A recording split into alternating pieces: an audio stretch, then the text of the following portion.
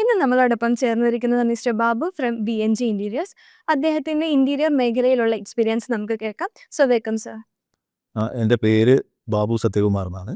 സ്ഥാപനത്തിൻ്റെ പേര് BNG interiors. Malappuram ജില്ലയിലെ കോട്ടക്കലാണ് ഓഫീസ്, കാര്യങ്ങൾ, ഫാക്ടറി എല്ലാം കോട്ടക്കലിന് സമീപത്ത് തന്നെയാണുള്ളത്. നമ്മൾ ഒരു 23 വർഷമായിട്ട് ഈ ഇൻറ്റീരിയർ മേഖലയിൽ വർക്ക് ചെയ്യുന്നുണ്ട്. ഞാൻ ഒരു പാഷനായിട്ട് ഈ ഒരു ഫീൽഡിൽ എത്തിപ്പെട്ടതാണ്.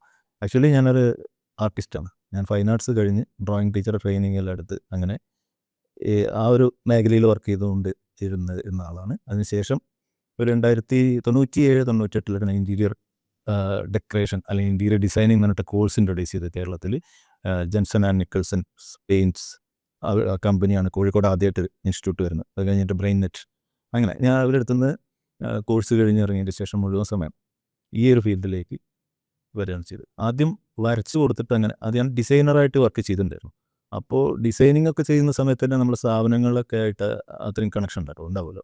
അപ്പോൾ അവർക്ക് ഒരു പുതിയ ഒരു ഡെക്കറേഷനൊക്കെ ആയി വരുന്നൊരു സമയമാണ്. അങ്ങനെ ഡെക്കറേഷൻ മോഡലൊക്കെ വരുത്തണം എന്നൊക്കെ ഉള്ളത്. അത് മെറ്റലും അലൂമിനിയം ഫാബ്രിക്കേഷൻ അങ്ങനെയൊക്കെയാണ് കാര്യമായിട്ടുണ്ടായിരുന്നത്.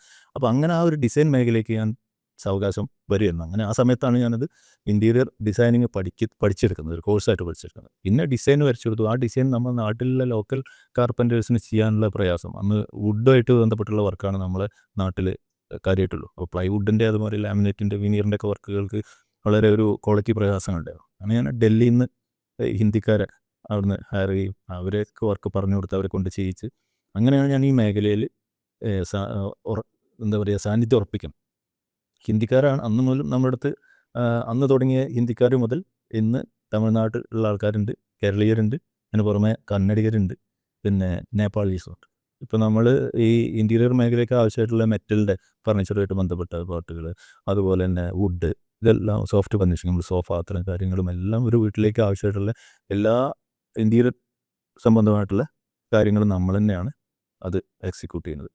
അതുപോലെ തന്നെ ഇപ്പോൾ ഗൾഫിലൊക്കെ ഉള്ള ക്ലയൻസ് ഉണ്ട്.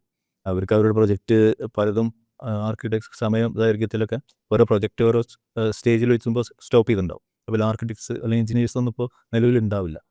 അപ്പോൾ അത്തരത്തിൽ ഫിനിഷിങ്ങിലേക്ക് ഇനി വേണ്ട എല്ലാ കാര്യങ്ങളും, ഇപ്പോൾ പെയിൻറ്റിങ്, ഫ്ലോറിങ് ഉൾപ്പെടെ, പെയിൻറ്റിങ്, അതിൽ ബാക്കിയായിട്ടുള്ള ഇലക്ട്രിക്കൽ ആൻഡ് പ്ലംബിങ്, അതുപോലെ ലാൻഡ്സ്കേപ്പിംഗ് ഉൾപ്പെടെ നമ്മൾ ഡിസൈൻ ചെയ്ത് അത് അതിൻ്റേതായിട്ടുള്ള പ്രൊഫഷണൽസ് നമ്മളെ ടീമിലുണ്ട്. അത് അതിനൊരു ഇക്കോസിസ്റ്റം നമ്മളെ BNGയുടെ ഒപ്പം വർക്ക് ചെയ്യുന്നുണ്ട്. അവരെ കൊണ്ട് വേണ്ട രീതിയിൽ അത് ചെയ്യിക്കുക എന്നുള്ളതാണ്. കാരണം നമ്മൾ ആ ക്ലയൻസും നമ്മളും അത് ചെയ്യുന്ന നമ്മുടെ ക്രൂ മെമ്പേഴ്സ് എല്ലാം ഉൾപ്പെട്ടുള്ള ഒരു ഗ്രൂപ്പ് ഉണ്ടാക്കി അവർ ഡിസ്കഷൻ ചെയ്ത് ഡിസൈൻ അപ്രൂവ് ചെയ്ത് അങ്ങനെയാണ് അതിൻ്റെ എക്സിക്യൂഷൻ നടക്കുക.